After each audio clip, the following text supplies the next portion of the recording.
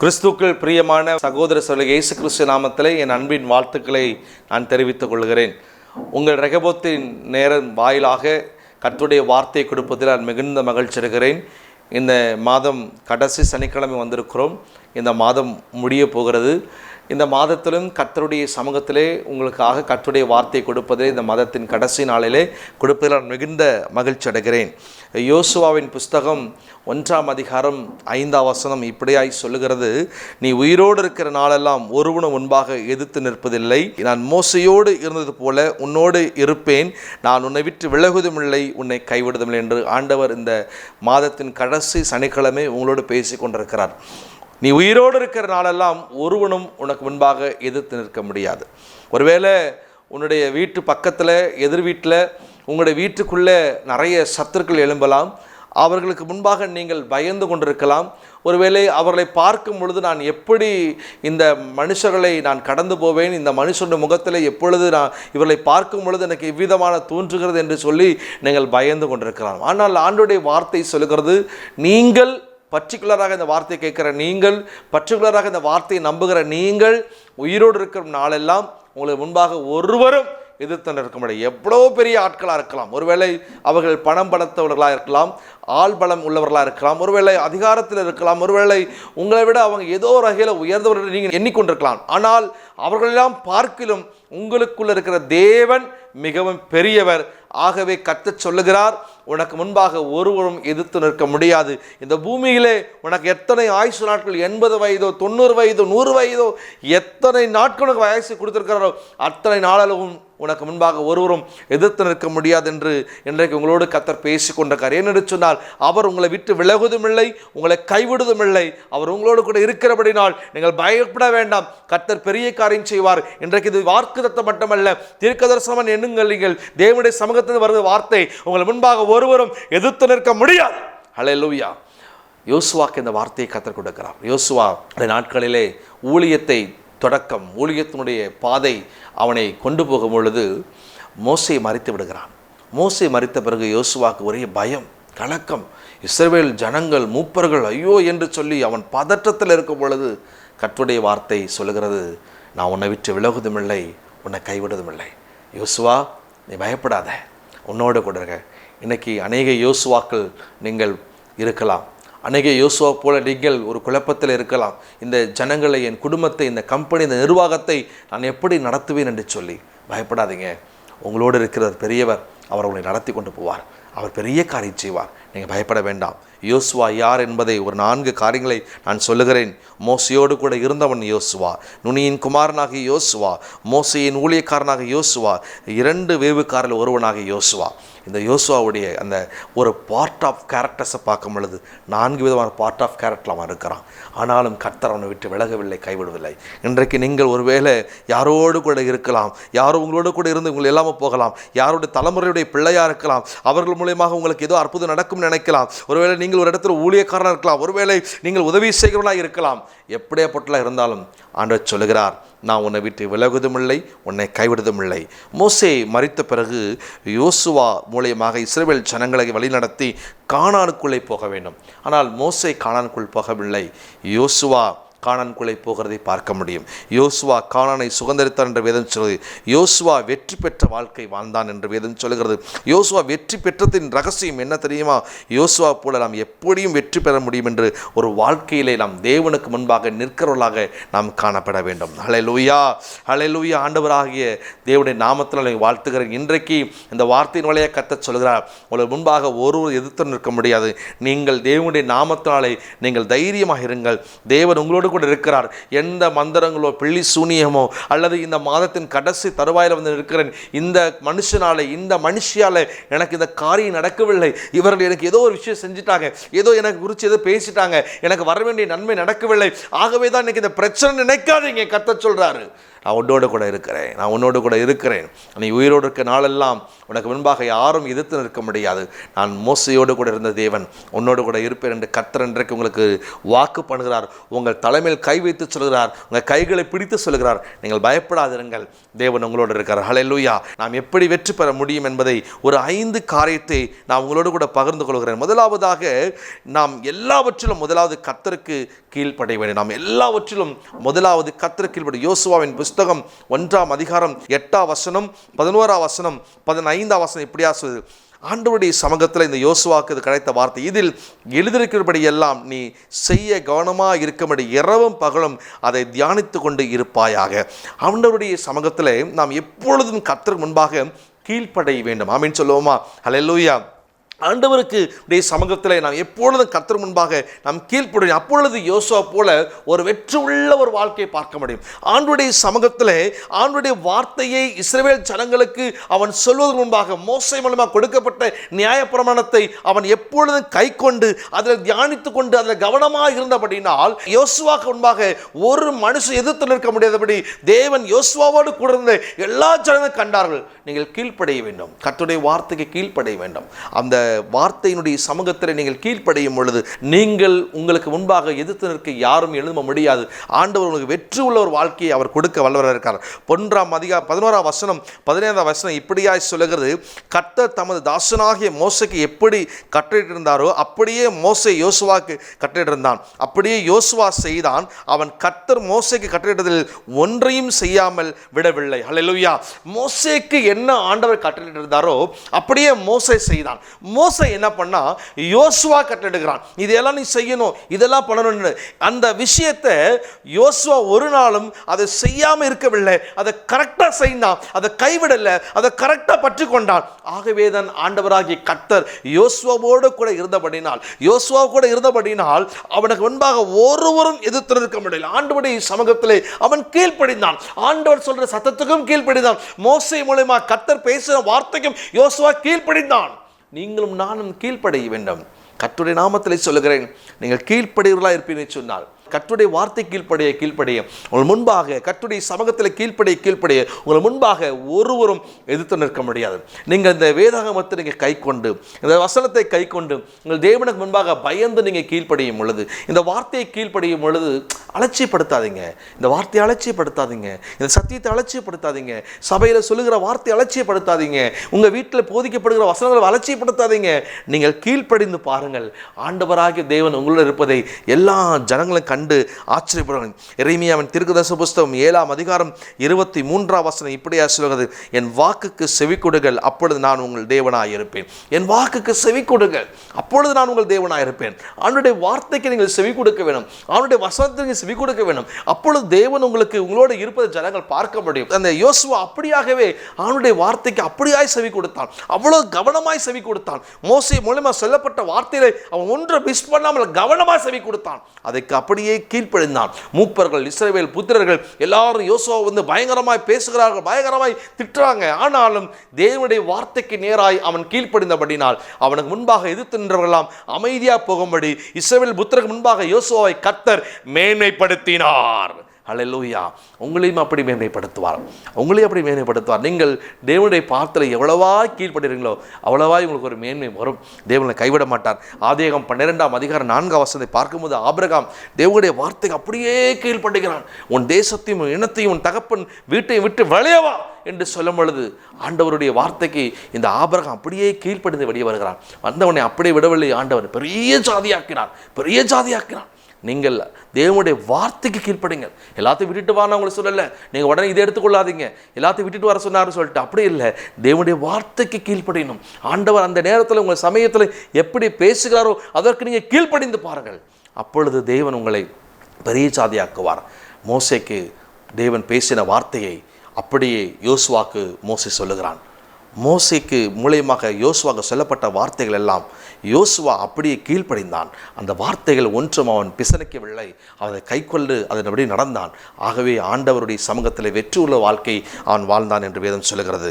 இரண்டாவது ஒரு காரியத்தை பார்க்க முடியும். யோசுவா 1ஆம் அதிகாரம் 7ஆம் வசனம் சொல்லுகிறது, நாம் கர்த்தருடைய வசனத்துக்கு முக்கியத்துவம் கொடுக்க வேண்டும், கர்த்தருடைய வசனத்துக்கு முக்கியத்துவம் கொடுக்க வேண்டும். கர்த்தருடைய வசனத்துக்கு இரண்டாவது முக்கியத்துவம். முதலாவதாக நாம் கீழ்ப்படிய வேண்டும். கர்த்தருடைய வசனம் இரண்டாவதாக முக்கியத்துவம். யோசுவா 1:7 சொல்லுகிறது, ஆகவே என் தாசனாகிய மோசே உனக்கு கற்பித்த நியாயப்பிரமாணத்தையெல்லாம் நீ செய்ய கவனமாயிருக்கும், மிகவும் பலன் கொண்டு திடமனாயிரு என்று வேதம் சொல்லுகிறது. ஹல்லேலூயா. ஆண்டவருடைய சொல், தாசனாகிய மோசேக்கு நான் கட்டளையிட்ட நியாயப்பிரமாணத்தில் செய்ய நீ கவனமாயிருக்க வேண்டும். ஆகவே நீ பலன் கொண்டு நீ திடமனதாயிரு. நீ இதெல்லாம் கண்டு இந்த சூழ்நிலைக்கு பயப்படாத. என் வசனத்தை நீ கை கொண்டு தைரியமா இரு. என் வசனம் உன்னை நம்புகிறது. என் வசனத்தை நம்பிரு. என் வசனத்துமே நம்பிக்கை வை. ஆகவே எல்லாவற்றையும் நான் பார்த்துக்கொள்ளேன்னு சொல்லிட்டு ஆண்டவருடைய நாமத்தினாலே யோசுவாக்கு இந்த வார்த்தை வருது. சங்கீதம் 2:3 சொல்லுகிறது, கர்த்தருடைய வேதத்தில் பிரியமாய் இருந்து இரவும் பகலும் அவருடைய வேதத்தில் தியானமாக இருக்கிற மனுஷன் பாக்கியவான். அவன் நீர்க்காரம் ஓரமாய் நடப்பட்டு தன் காலத்தின் கனியை தந்து இலையுதிராய் இருக்கிற மரத்தை போல இருப்பான். அவன் செய்வதெல்லாம் வாய்க்கும். ஹல்லேலூயா. இந்த வசனத்தை கை கொண்டு, நியாயப்பிரமாணத்தை கை கொண்டு இந்த யோசுவா இஸ்ரவேல் ஜனங்கள் மத்தியில் கடந்து போகும் பொழுது அவன் போன காரியமெல்லாம் ஜெயமாய் மாறினது. ஹல்லேலூயா. வசனத்தை கை கொண்டு வசனத்தின்படி அவன் நடந்து போக போக போக அவன் காரியமெல்லாம் ஜெயமாய் இருந்தது. அவன் இரவும் பகலும் தேவனுடைய நியாயப்பிரமாணத்தின் மேல் வாஞ்சையாக இருந்தான். அதை பற்றி கொண்டிருந்தான். அந்த வசனத்தின் மேல் சார்ந்திருந்தான். ஆகவே அவன் எல்லாரையும் பார்க்கிலும் கர்த்தர் அவன் மேம்படுத்தினான். ஒரு வெற்றி உள்ள வாழ்க்கையை அவன் வாழ்ந்து காட்டினான். உங்களுக்கு இன்னைக்கு கர்த்தர் சொல்றாரு, உங்கள் முன்பாக யார் எதிர்த்து நின்றாலும் நீங்கள் முதலாவது கர்த்தருக்கு கீழ்ப்படுங்கள். முன்பாக யார் எதிர்த்து நின்றாலும் நீங்கள் கர்த்தருடைய வசனத்துக்கு நீங்கள் செவி முக்கியத்துவம் கொடுங்க. எந்த சத்ருவும் ஒரு வழியாக வருவான், 7 வழியாய் ஓடிப்போவான். ஹல்லேலூயா, ஹல்லேலூயா. கிறிஸ்துவுக்கு பிரியமானவர்களே, இந்த வார்த்தையை நீங்கள் நம்ப வேண்டும். சங்கீதம் 19 சங்கீதம் சொல்லுகிறது, கர்த்தருடைய வேதம் குறைவற்றதும் ஆத்மாவை உயிர்ப்பிக்கிறதுமாக இருக்கிறது. இந்த வசனத்தை நீங்கள் எப்போ நீங்கள் கை கொள்றீங்களோ உங்கள் ஆத்மா, பார்த்தீங்களா, இந்த ஆத்மா ஜீவனை அது உயிர்ப்பிக்கிற வல்லமை இந்த வசனத்தில் இருக்கிறது. யோசுவாவை அப்படியாக கர்த்தர் உயிர்ப்பித்தார். அவன் பயந்து நடுங்கிக் கொண்டிருக்கிறான். ஜனங்கள் மத்தியில் அவன் நின்று புலம்பிக் கொண்டிருக்கிறான். ஐயோ, இந்த ஜனங்களை எனக்கு முன்பாக இருந்த மோசே என் ஊழியக்காரன் நடத்தினது போல எனக்கு அந்த ஞானம் இல்லை என்று அவன் நின்று கொண்டிருக்கிறான். ஆண்டவராகிய கர்த்தர் சொன்னார், என் வசனத்தினை கை கொண்டு முக்கியத்துவம் கொடுத்து நடப்பா என்று சொன்னால் நான் உன்னை உயிர்ப்பிக்கிற கர்த்தர். இன்றைக்கு இந்த ஜனங்களை நடத்தக்கூடிய அந்த வல்லமையும் கிருபையும் உனக்கு பலனையும் ஞானத்தையும் விவேகத்தையும் நான் கொடுப்பேன். வேதம் சொல்லுகிறது, யோசுவா மேல் கர்த்தருடைய ஞானத்தின் ஆவியானவர் தங்கியிருந்தார். அவன் தேவனுடைய வசனத்தை கை கொண்டபடினால் நீங்களும் தேவனுடைய வசனத்தை கை கொண்டு முக்கியத்துவம் கொடுப்பீங்க என்று சொன்னால் உங்கள் ஆத்மா அவர் உயிர்ப்பிக்கிற தேவனாக இருக்கிறார். ஆண்டவராக கிறிஸ்துவுக்குள் பிரியமானவர்களே, ஒருவேளை யார் எதிர்த்து நின்றாலும் பயப்படாதீங்க. எப்படியாப்பட்ட பிரச்சனைகளை கண்டு நீங்கள் பயப்படாதீங்க. ஆண்டவர் உங்களுக்காக யுத்தம் பண்ண போகிறார். ஹல்லேலூயா. இந்த வார்த்தையின்படி சொல்லுகிறேன், யோசுவா கிடைத்த அந்த வெற்றி உள்ள வாழ்க்கை, இந்த செய்தியை கேட்கிறவங்க அத்தனை பேருக்கும் கர்த்தர் இன்றைக்கு அதை கொடுக்க போகிறார். நீங்கள் அதை பெற்றுக்கொள்வீர்கள். அப்படியே பெற்றுக்கொள்வீர்கள். வருகிற மாதத்திலே, புதிய நாளிலே, புதிய ஆசீர்வாதத்தை காணும்படிக்கா இந்த இருக்கிற 3 மாதத்தில் உங்களுக்கு செய்ய வேண்டிய அற்புதத்தை கர்த்தர் நிச்சயமாக செய்து முடிப்பார். நீங்கள் வெட்கப்பட்டு போவதில்லை. எந்த விதமான மனுஷர்கள் எழும்பி வந்தாலும் நீ உயிரோடு இருக்க நாளெல்லாம் உனக்கு முன்பாக ஒருவரும் எதிர்த்து இருக்க முடியாது. ஒருக்கு முன்பாக ஒருவனை எதிர்த்து நிற்க முடியாது. கர்த்தர் உங்களோடு இருப்பதை ஜனங்கள் காணப்போகிறார்கள். ஹல்லேலூயா. இந்த செய்தியின் வாயிலை கேட்டுக்கொண்டிருக்கும் பொழுது ஒரு தகப்பன் மிகுந்த வேதனையோடு இருக்கிறீங்க, மிகுந்த கண்ணீரோடு இருக்கிறீங்க. ஐயோ, என்னுடைய சொந்தம், என்னுடைய ரத்த சம்பந்தமான சொந்தமே எனக்கு துரோகம் செய்து விட்டார்கள், அவர் இதெல்லாம் எனக்கு செய்து வைத்து விட்டார்கள், என் பிள்ளைகள் இதெல்லாம் கிடைக்கவில்லை என்று நினைக்காதீங்க. கர்த்தர் சொல்லுகிறார், யோசுவாவை போல நீங்களும் தேவனுடைய சமூகத்தில் கீழ்ப்படிந்து கர்த்தருடைய வார்த்தைக்கு முக்கியத்துவம் கொடுத்து பாருங்க. கர்த்தர் சொல்லுகிறார், உன்னுடைய இனத்தின் மத்தியிலே உனக்கு ஒரு பந்தியை ஆயத்தப்படுத்துவேன். உன் இனத்தின் மத்தியிலே உனக்கு ஒரு பந்தியை ஆயத்தப்படுத்து, உன் பிள்ளைகள் மேல் என் ஆசீர்வாதத்தை நான் வைப்பேன், நீ வெட்கம் அடைவதில்லை என்ற வார்த்தையை கர்த்தர் கொடுக்கிறார். என் அன்பு தகப்பனே, நீ பயப்படாதே, கலங்காதே. யோசுவாவோடு இருந்த தேவன் பெரியவர், உன்னோடு கூட இருக்க வல்லமுள்ள தேவனாக இருக்கார். 3வது ஒரு காரியத்தை பார்ப்போம். நாம் கர்த்தருடைய ஆலோசனைப்படி மாத்திரம் நடக்க வேண்டும். யாருடைய ஆலோசனைப்படி? கர்த்தருடைய ஆலோசனைப்படி நடக்க வேண்டும். யோசுவா 6ஆம் அதிகாரம் 2ஆம் வசனத்திலிருந்து 5ஆம் வசனம் இப்படி சொல்லுகிறது. யோசுவா 6ஆம் அதிகாரம் 2ஆம் வசனத்திலிருந்து 5ஆம் வசனம் இப்படி சொல்லுகிறது. அழகான வார்த்தை. யுக்த புருஷராகிய நீங்கள் அனைவரும் பட்டணத்தை சூழ்ந்து ஒரு தரம் சுற்றி வாருங்கள். இப்படி 6 நாள் செய்ய கடவர்கள். 7 ஆசாரிகள் பெட்டுக்கு முன்பாக 7 கொம்புகள் எக்காலங்களை பிடித்து கொண்டு போக வேண்டும். 7ஆம் நாளை பட்டணத்தை 7 தரம் சுற்றி வர கடவர்கள். ஆசாரிகள் எக்காலம் ஊத வேண்டும். ஒரு பெரிய ஒரு ஆலோசனை கொடுக்குறான். எரிகோ பட்டணத்தை எப்படி சுற்றி வரணும்னா, யுக்த புருஷராகிய நீங்கள் பட்டணத்தை சூழ்ந்து ஒரு தரம் சுற்றி வாருங்கள். இப்படி 6 நாள் செய்யணும். ஒரு பெரிய ஒரு ஆலோசனை. நீங்கள் இப்படி இந்த எரிகோ பட்டணத்தை சுற்றி நீங்கள் 6 நாள் சுற்றி வரும் பொழுது 7 ஆசாரிகள் அந்த பெட்டிக்கு முன்பாக 7 கொம்புகள் எக்காலம் பிடித்து கொண்டு போக வேண்டும். 7 நாள் பட்டணத்தை 7வது சுற்றி வர கடவுள் ஆசாரிகள் எக்காலம் உதவ வேண்டும். அப்படி நீங்கள் சுற்றி வரும் பொழுது அந்த இடத்தை சுற்றி கொண்டு வரும் பொழுது இப்படி தான் செய்யணும் என்ற ஒரு ஆலோசனையை இந்த யோசுவா இந்த இஸ்ரவேல் ஜனங்கள் கொடுக்கிறதை பார்க்க முடியும். யோசுவாவுடைய அந்த ஆலோசனையை இஸ்ரவேல் ஜனங்கள் அப்படியே செய்தார்கள். செய்த மாத்திரத்திலே 7வது நாள் 7வது எக்காலம் ஊழ்தின உடனே இந்த எரிகோ பட்டணம் அப்படியே விழுந்தது. அது அவருக்கு படிக்கட்டாய் மாறிவிட்டது. ஹல்லேலூயா. இன்றைக்கு நீங்கள் கர்த்தருடைய ஆலோசனை கேட்க வேணும். கர்த்தர் உங்களுக்கு என்ன சொல்லுகிறாரோ, கர்த்தருடைய சமூகத்தில் என்ன வார்த்தை வருகிறதோ, வசனத்தின்படி என்ன சொல்லுகிறார்களோ அதை நீங்கள் நம்ப வேண்டும். யாரும் ஏதோ சொல்கிறத நம்பிட்டாதீங்க. ஆண்டவருடைய வார்த்தையை கொண்டு, வசனத்தை கொண்டு உங்களுக்கு என்ன ஆலோசனை கொடுக்கிறார்களோ அந்த ஆலோசனை நீங்கள் செய்யும் பொழுது உங்களை சுற்றி இருக்கிற எரிகோவை, உங்களை சுற்றி இருக்கிற பிரச்சனையை ஆண்டவர் உங்களுக்கு அது இல்லாமல் போகும்படி தேவன் உங்களுக்காக தம்முடைய நாமத்தால் யுத்தம் பண்ணுவார். ஹல்லேலூயா. யோசுவா கொடுத்த ஆலோசனை இஸ்ரவேல் ஜனங்களே, உனக்கு என்னப்பா தெரியும், உனக்கு என்ன தெரியும், எங்கள் மோசே காலத்தில் இருந்ததுனால உன் பேச்சை நான் கேட்கணுமா அப்படி அவங்க யாரும் அசட்டை பண்ணலை. அவருடைய தாழ்மையாய் அந்த இஸ்ரவேல் ஜனங்கள், அந்த ஆசாரியர்கள் அதை யோசுவா சொல்லும் பொழுது அதை கேட்டு அவங்க மதித்து அதன்படி நடந்தபடினாலே அவர்கள் கிடைக்க வேண்டிய வழியை கர்த்தர் உண்டு பண்ணினார். ஹல்லேலூயா. அப்போ நாமளும் கர்த்தருடைய வார்த்தையை சொல்லும் பொழுது, கர்த்தருடைய வசனத்தை கேட்கும் பொழுது, அந்த ஆலோசனை வரும் பொழுது அதை கேட்கணும். சில பேர் சொல்கிறதுக்கு முன்னாடியே பேசிடுவாங்க. யாராவது பெரியவங்க ஒரு விஷயம் சொல்கிறதுக்கு முன்னாடியே சின்ன பிள்ளைங்களாக இருக்கும், மற்றவங்களாக இருக்கட்டும், என்ன பண்ணுவாங்க, டக்குன்னு தெரிஞ்ச மாதிரி பேசிடுவாங்க. அப்படி இல்லை, அந்த ஆலோசனை செவியில் கேட்டு அது சரியா தவறான்று புரிந்து கொள்கிற ஒரு ஸ்டடியாக, ஒரு பொறுமையாக நீங்கள் இருக்கும் பொழுது ஆண்டவர் சொல்லுகிறார், நீங்கள் இந்த ஆலோசனை, கர்த்தருடைய ஆலோசனை மட்டும் நீங்கள் கேட்பீங்க சொன்னால் நீங்கள் பலத்த ஆசீர்வாதத்தை பெறுவீங்க, வெற்றி உள்ள வாழ்க்கை பெறுவீங்க. யாரும் உங்கள் முன்பாக எதிர்த்து நிற்க முடியாது. ஆதியாகமம் 6ஆம் அதிகாரம் 14-16 இப்படியா சொல்லுது, பேழை எப்படி செய்ய வேண்டும் என்று தேவன் ஆலோசனை கொடுத்தார். யாருக்குன்னா நோவாக்கு கொடுக்குறார். பேழை எப்படி செய்யணும், எந்த நீளம், எந்த அகலம், எந்த அளவு, எப்படி இருக்கணும், ஜன்னல் எங்கே வைக்கணும், கதவை எங்கே வைக்கணும், எப்படி கீழ்த்தட்டு, எப்படி மேல்தட்டு, இடைத்தட்டு என்றெல்லாம் கர்த்தருடைய ஆலோசனையை இந்த நோவாக்கு கர்த்தர் கொடுக்கிறார். இந்த ஆலோசனையை நோவா கவனமாய் கேட்கிறான். அவனை எல்லாரும் பைத்தியக்காரன் சொல்கிறாங்க. அவனை சுற்றி இருக்க எல்லாரும் உனக்கு பைத்தியம் என்று சொல்லி மட்டுமல்ல, அவனை தூஷணமாக பேசுகிறார்கள்.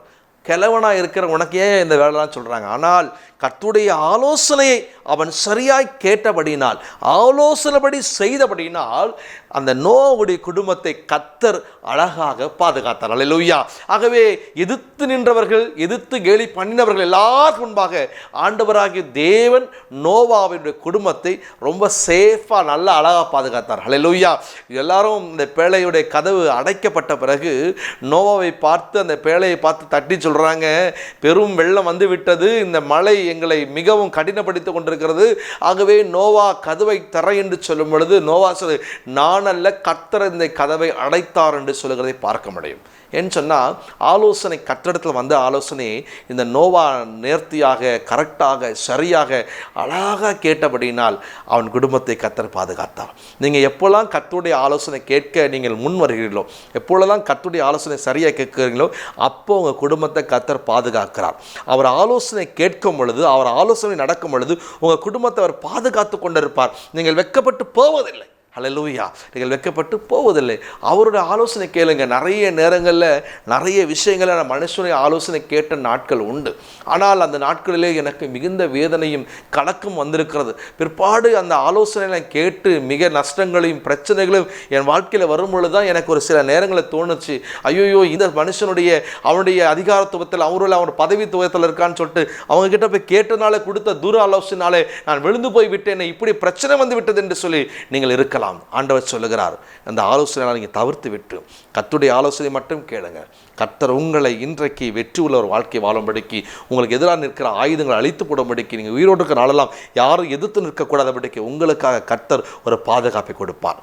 ஆண்டவராகிய இயேசுவின் நாமத்திலே சொல்லுகிறேன், எனக்கு அன்புக்குரியவர்களே, நீங்கள் ஒரு குறிப்பிட்ட ஒரு மனுஷனுடைய ஆலோசனை கேட்டு நீங்கள் வீணற்றவளாய் போயிருக்கிறீங்க. கர்த்தருடைய சமூகத்தில் இப்பொழுது முழங்கால் போட்டு ஜெபிங்க. ஒரு ஆலோசனை கொடுக்கப்படும். அதிலிருந்து ஒரு விடுதலை வரப்போகிறது. உங்களுடைய கோர்ட்டு கேஸ்லேருந்து உங்களுக்கு ஒரு விடுதலை வருவதை நான் பார்க்கிறேன். உங்கள் வீட்டை கர்த்தர் மீட்டு கொடுப்பதை நான் பார்க்கிறேன். கர்த்தர் உங்களுக்கு ஒரு அற்புதத்தை அவர் செய்ய போகிறார். ஹல்லேலூயா, ஹல்லேலூயா. நான்காவது நாம் பார்க்க போகிறோம், நாம் கர்த்தருக்கு பரிசுத்தமாக இருக்க வேண்டும். நம்முடைய கர்த்தருக்கு நாம் எப்படி இருக்கணுமா? பரிசுத்தமாக.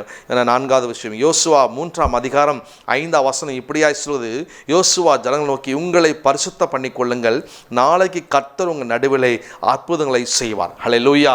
உங்களை நீங்கள் என்ன பண்ணணுமா? பரிசுத்தம் பண்ணிக்கொள்ளணும். நம்முடைய வாழ்க்கையில் ஆண்டவர் நமக்கு அற்புதம் செய்யணும், நமக்கு ஒரு ஆசீர்வாதத்தை கொடுக்கணும்னு சொன்னால் நம்ம பரிசுத்தமாக வாழணும். எப்பொழுதும் பரிசுத்தம் மிக மிக மிக மிக மிக முக்கியம். இந்த பரிசுத்தம் இல்லாத ஒரு வாழ்க்கை தேவனுக்கு பிரியமில்லாத ஒரு வாழ்க்கை. நம்ம வாழ்க்கையில் பரிசுத்தம் எவ்வளவாய் பெருகுதோ அப்போ நிறைய நெருக்கடிகள், உபத்திரவங்கள், துன்பங்கள், துயரங்கள், நிர்வாணத்துக்குரிய பிரச்சனைகள்லாம் வரும். ஆனாலும் தேவனுடைய சமூகத்திலிருந்து ஒரு அற்புதத்தை நிச்சயமாக நீங்கள் காண்பீர்கள். ஹல்லேலூயா. அந்த வார்த்தை ஒரு நாளும் மாறாது. ஆண்டவராகிய தேவன் யோசுவா மூலியமாக இஸ்ரவேலை சொல்கிறாரு, உங்களுக்கு அற்புதம் நடக்குது, அது நடக்குது, நீ ரொம்ப போட்டு குழப்பிக்காத. நீ இப்போ உங்ககிட்ட பிரச்சனை என்ன, உன்னோட கலகம் என்ன, உன் குழப்பம் என்ன, விக்கிரக ஆராதனை என்ன, உனக்கு இருக்க போராட்டம் என்ன, பாவமான காரியம் என்ன, தேவனை விட்டு விலகி போன பின்மாற்றத்துக்குரிய காரியம் என்ன, இதெல்லாம் விட்டு விலகி இன்றைக்கு நீ பரிசுத்தம் பண்ணிக்கொண்டு தேவ சமூகத்தை நீ காத்திருப்பா என்று சொன்னால் நாளைக்கு உனக்கு விடியற் காலையிலே உனக்கு ஒரு அற்புதம் நடக்க போகுது. ஆமீன் சொல்லுவோமா?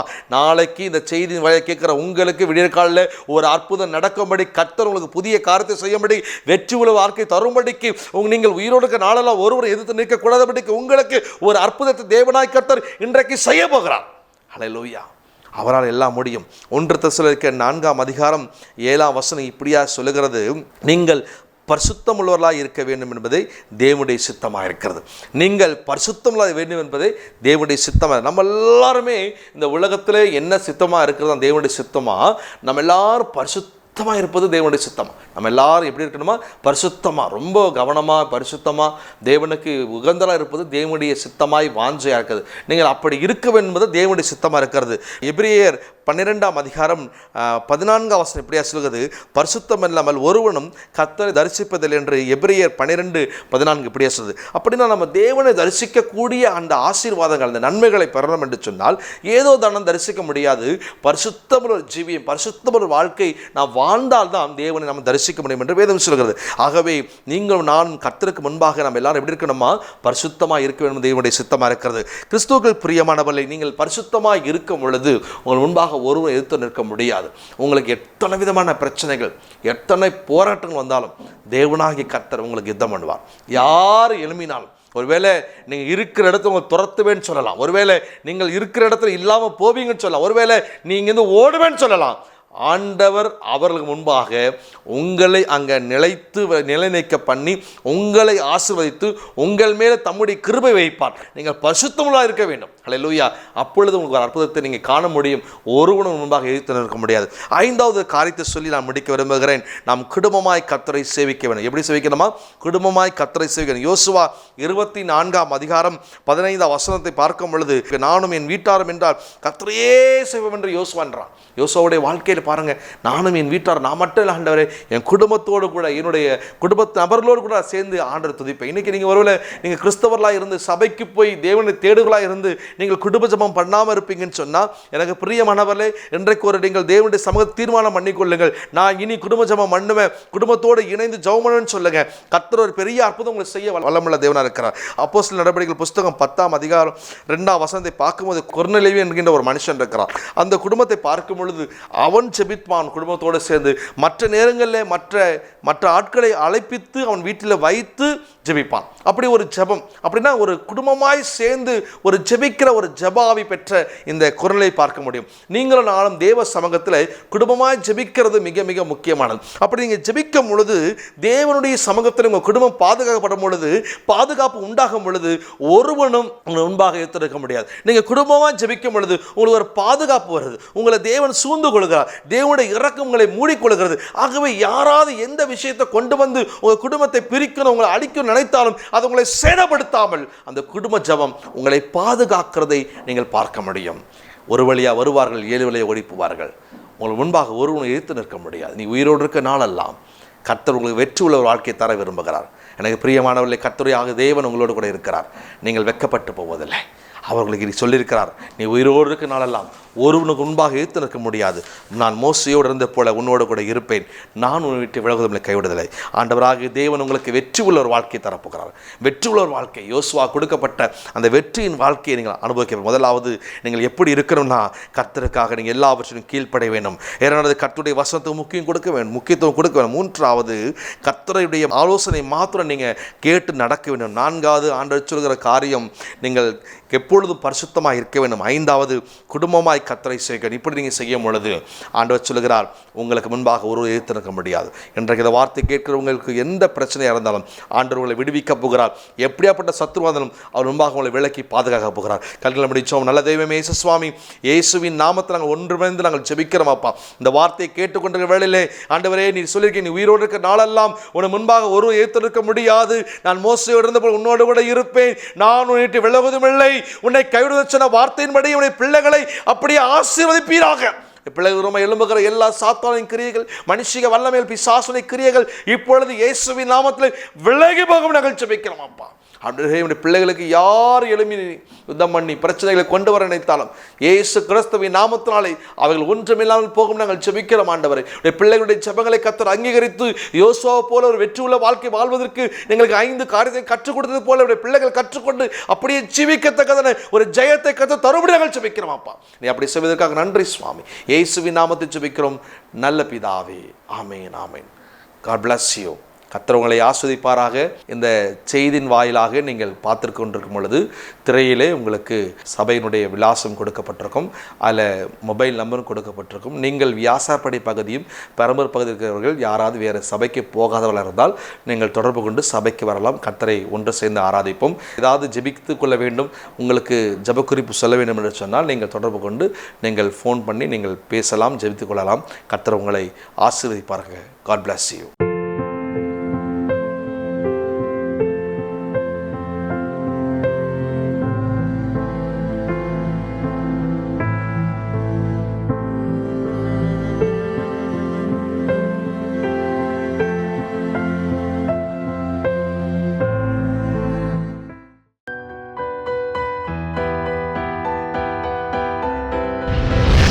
கர்த்தர் உங்களை ஆசீர்வதிப்பாராக.